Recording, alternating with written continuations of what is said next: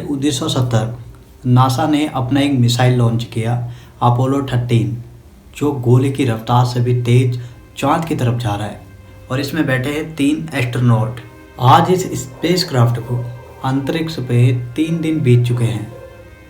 पृथ्वी से 3,30,000 किलोमीटर की दूरी पे जाके अचानक एक धमाके की आवाज़ सुनाई देती है। सारे वार्निंग अलार्म बजने लगते हैं।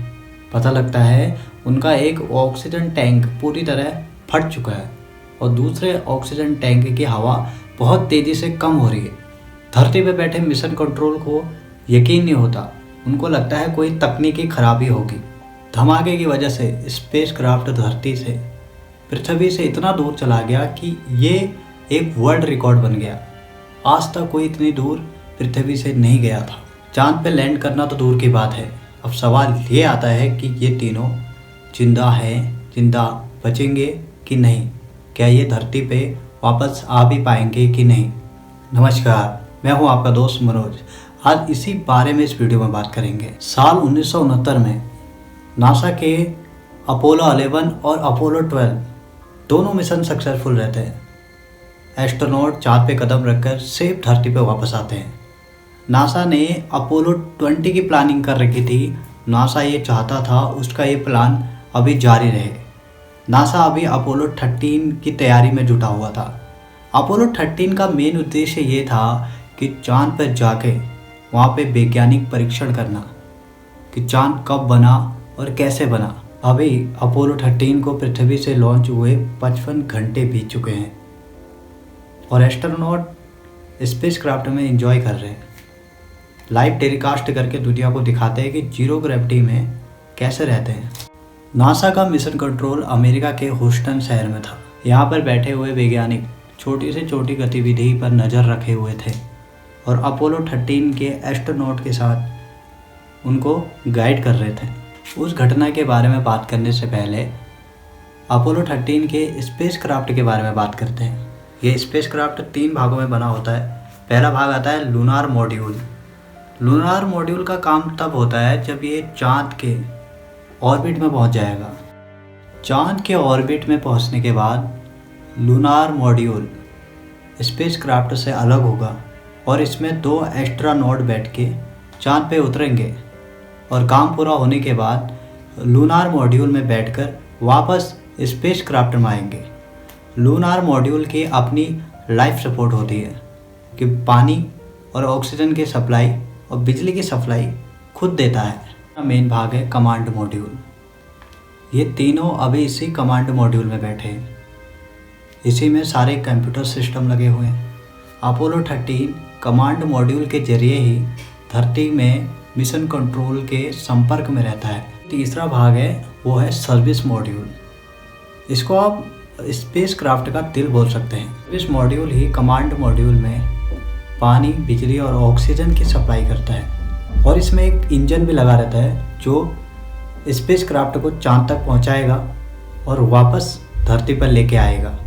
अंतरिक्ष में टेम्परेचर इतना कम होता है कि लिक्विड ऑक्सीजन जमने लगती है। इसीलिए इस टैंकों में हीटिंग फैन लगाया जाता है ताकि ऑक्सीजन गैस लिक्विड फॉर्म में ही रहे। हीटिंग टैंकों में जो थर्मामीटर लगाया जाता है वो लगभग 30 डिग्री सेल्सियस तक का ही तापमान दिखाया जाता है। मिशन कंट्रोल ने अपोलो 13 के क्रू को हीटर फैन चालू करने के लिए कहा। एस्ट्रोनॉट जैसे ही हीटर फैन का स्विच ऑन करता है, तुरंत एक्सट्रीम हीटिंग की वजह से टैंक में लगी हुई हीटर फैन की जो वायर होती है वो डैमेज हो जाती है और तुरंत एक जोरदार धमाका होता है। अपोलो स्पेसक्राफ्ट के सभी अलार्म बजने लगते हैं। धरती पर मिशन कंट्रोल के कंप्यूटर में अजीब से रीडिंग दिखने लगती है। धमाके की वजह से उनका एक ऑक्सीजन टैंक पूरी तरह ख़त्म हो गया, लेकिन दूसरे ऑक्सीजन टैंक से गैस लीक होती जा रही है। अब इनको वापस लाने के लिए मिशन कंट्रोल ने एक प्लान बनाया, बट ये प्लान काम करेगा कि नहीं किसी को कोई पता नहीं था, क्योंकि इसके अलावा उनके पास कोई दूसरा रास्ता भी नहीं था। स्पेसक्राफ्ट में लगा कमांड मॉड्यूल अब किसी काम का नहीं रहा, क्योंकि सर्विस मॉड्यूल पूरी तरह ख़त्म हो चुका था। अब एस्ट्रोनॉट को बोला गया कि आप लूनार मॉड्यूल में जाके बैठ जाएं, पर लूनार मॉड्यूल को इस तरह बनाया गया था कि इसमें सिर्फ 2 ही लोग बैठ सकते हैं। तो स्पेसक्राफ्ट को धरती की तरफ घुमाने के लिए सर्विस मॉड्यूल में लगे हुए इंजन को चालू करना होगा। अपोलो 13 को धरती पर लाने के लिए एक लंबे रास्ते को चुना, जो था कि चांद की परिक्रमा करके अपोलो 13 स्पेसक्राफ्ट पृथ्वी की ओर आएगा। लेकिन लूनार मॉड्यूल को इस काम के लिए बनाया ही नहीं गया था। हमारे पास कोई और रास्ता भी नहीं था।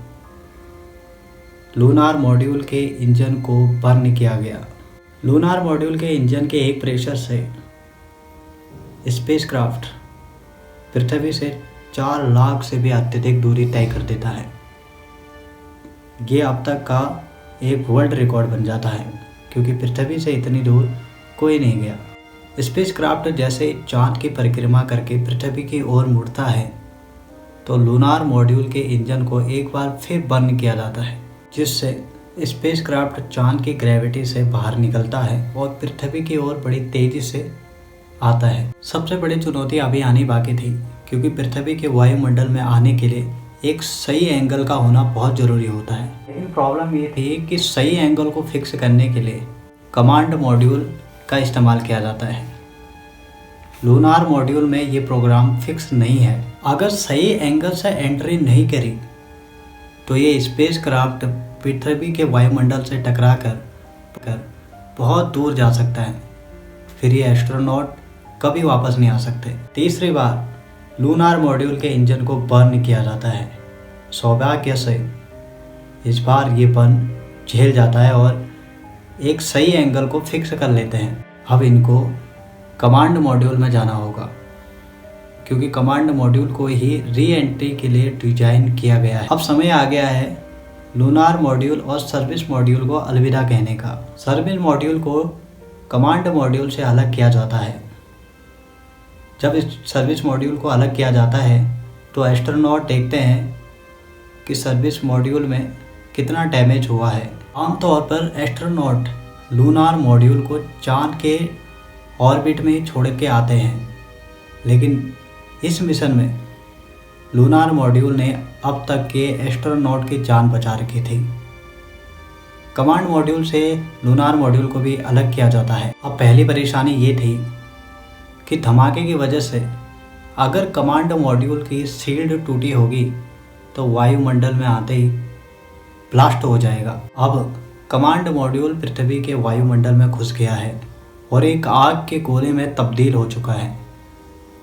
मिशन कंट्रोल से संपर्क पूरी तरह टूट चुका है। जो भी इस घटना को लाइव देख रहे होते हैं, सबकी सांसें थम जाती है। अभी 3 मिनट गुजर चुके हैं।